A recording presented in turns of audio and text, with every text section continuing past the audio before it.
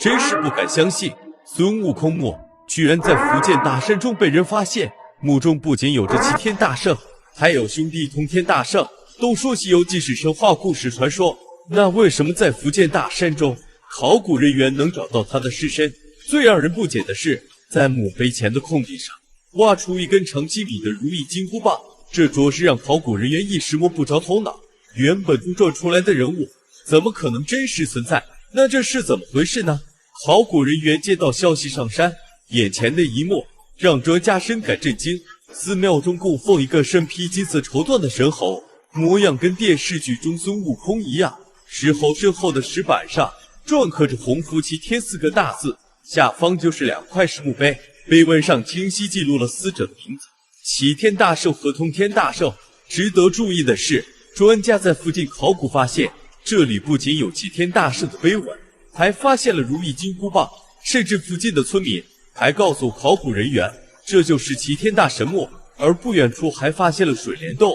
那為什麼在福建大山深處會發現孫悟空墓，甚至將它作為神靈來供奉？其實是有原因的。在福建閩東地區，每個村子都有一個祭祀神靈的廟宇，但這些廟宇很神奇，他們從來不供奉玉皇大帝還有觀世音菩薩等，而是供奉英雄人物齊天大聖孫悟空。而在路邊的神堂裡面也供奉了一尊孫悟空造型。據史料記載，在唐末5代期間，中原人遷移至福建地區。當時福建這個荒山野嶺，到處都是野獸出沒，而中原人民為了祈福，就將山中的猴子作為神靈，拿來供奉以保平安。而在我國喪葬文化中，只有人死後才會立碑刻文，而眼前的2塊墓碑清楚篆刻着齊天大聖和通天大聖的碑文，甚至在碑文前的土堆下挖出金箍棒這樣的陪葬品。難道說這個古墓裡真埋有孫悟空的真身？真不敢相信，歷史上的孫悟空原來真有此人，他並不是吳承恩憑空想象出來，而是真實存在的。那麼福建大山中齊天大聖墓是不是有屍骨呢？據說孫悟空的原名叫石盤陀，是玄奘法師的徒弟，跟玄奘法師一同西去迎取真經。相傳玄奘法師一路西行，每到一處都要念經誦佛。石盤陀原本是一名強盜，因為玄奘法師經法深入人心，強盜的他果斷遁入佛門，跟隨師父一路，並成為他保護者。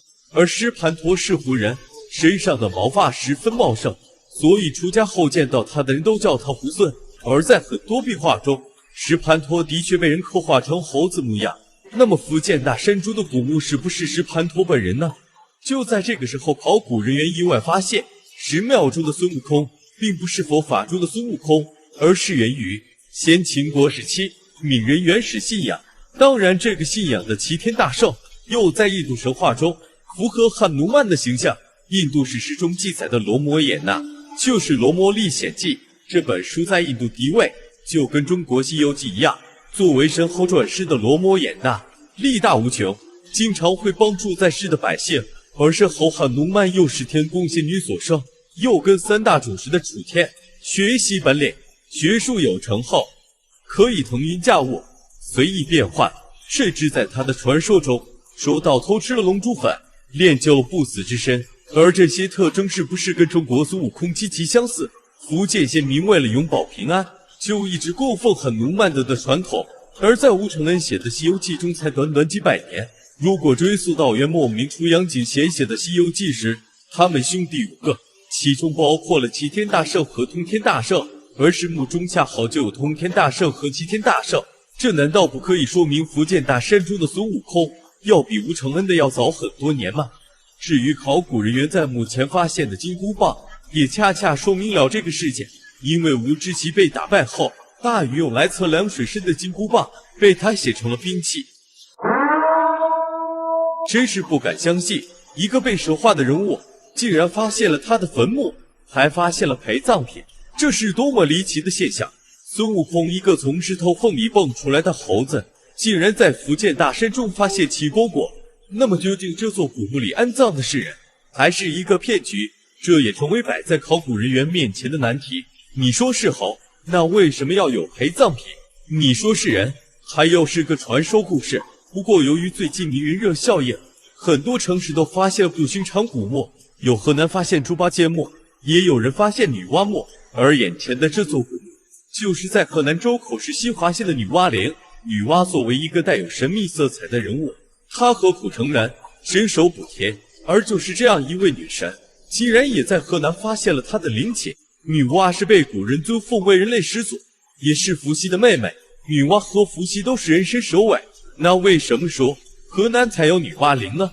原因是在於春秋戰國時曾經發現過女媧城遺址，還發現了女媧匾額等文物，所以當地為了打造景點，特意打造了一座以女媧陵為首的旅游景區。